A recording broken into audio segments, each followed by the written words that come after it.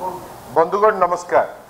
आपण समस्ते हेले इंटेलिजेंसिया शॉर्ट नोटिस रे आसी पारिचंती। मु आपन को बहुत बहुत धन्यवाद बिजु जनता दल तरफ रु मु दउची आपन को। आज जो विषय उपरे आपन को संगरे मु चर्चा करिबे गोटे अत्यंत सेंसिटिव विषय।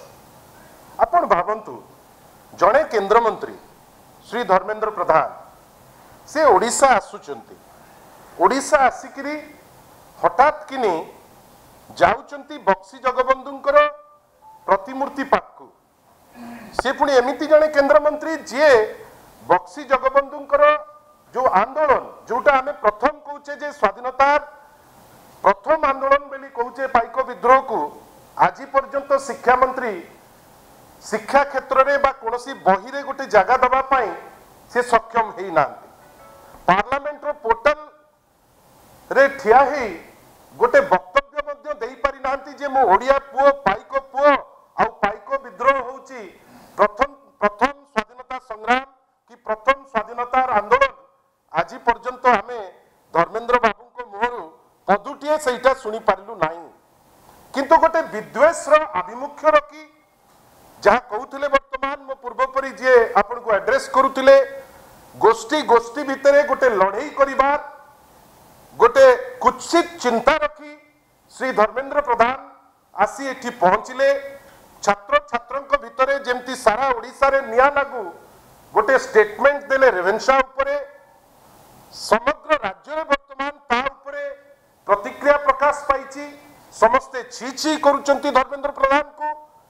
हठात किंतु धर्मेंद्र प्रधान आ ओडिसा रे नांती से दिल्ली उड़ी करी चली जाइछंती।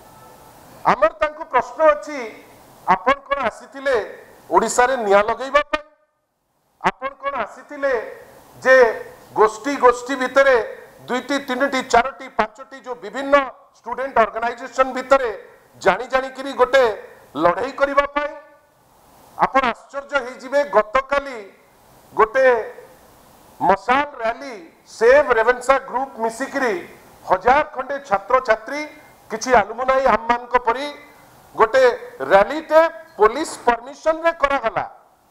से रैली सरिला बेलकु महाप्रभु धर्मेंद्र प्रधान से तो निजुकु भगवान थारु टिके कम मनु नांती जेमती तांकर माने मुख्यमंत्री निजुकु जगन्नाथ कहबा पई पछौनांती। ये निजुकु जगन्नाथ कोटरु ऊपर बेली भाबुचंती। से 4-5 जन लोकन को रास्ता मझिरे ठिया करे चेष्टा कले जे केमती मारपीट हो। जेते बड़ मारपीट हेई नाही सेही व्यक्ति विशेष को जो माने समस्ते तांकर जो छात्र संगठन रे लिंक अछि आज जाईकरी मालगोदाम थाना रे 3टी मिछ एफआईआर दबा पाई उद्यम करिसंती। जो एफआईआर एपर्यंत रजिस्टर हेई नाही।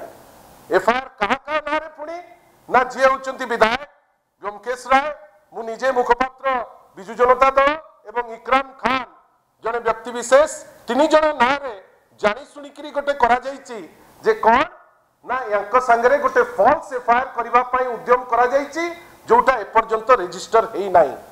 आमे आपन को माध्यम रे प्रथम कहबा को चाहूछु जे आपन माने हमको ए जो इशू रे जेमिति आपन निजे ता भितरे पसिकरी जदी भाबुचंती इशू टी ठीक हमको आपनकर समर्थन दरकार। द्वितीय धर्मेंद्र बाबू जदि कोसी एमिति गोटे वीडियो देखै देई पारिबे जदि तांकर गट्स अछि धर्मेंद्र बाबू भीरू लोको तांको पाखरे किछि नथाई पॉलिटिकल फायदा पाई ओडिसा भितरे निया लगै देई करी चली गले। आमे आशा करूछु जदि धर्मेंद्र बाबूकर दम अछि से वीडियो टी को देखैबे जोठी किछि गंडगोल होईछि। यार अर्थ कोन केही तांको विरुद्ध रे जोटा तांकर मत जो मत गोटे अशिक्षित मत जो मत गोटे तथ्यहीन मत जो मत रे कोनोसी बेस नाही गोटे बेसलेस मत आपण जने केंद्र मंत्री हेई करी देबे सारा ओडिसा चुप रहिबो कोन पई? आपण कोन भाबुचंती जे 3 जन को जेल रे पुरई देले आपण को ए दुर्बुद्धि बंद हेई जिवो ना आपण ए दुर्बुद्धि देखैले आपण को लोक किछि कहिबे नाही। धर्मेंद्र बाबू जदि एई टाइप रो किछि भाबुचंती से भूल करूचंती एवं आशा करिबा सत्य संगे रहंतु। जदि के भूल करूचंती आपण तानारे केस देले चलिबो किंतु आपण गोटे जानी जानी करी आसी निया लगाउचंती छात्र ग्रुप भितरे लड़ाई कराउचंती एवं गोटे जेन्युइन केस पेरुज कला बेलको मिछ केस आपण को निर्देश रे खाली एतिकी आपण माध्यम रे कहूचु धर्मेंद्र बाबू आपण जहा कले भी जो नियाटी आपण लगेइचंती ओडिसार लोक आपन को क्षमा करिवे नाही। धन्यवाद।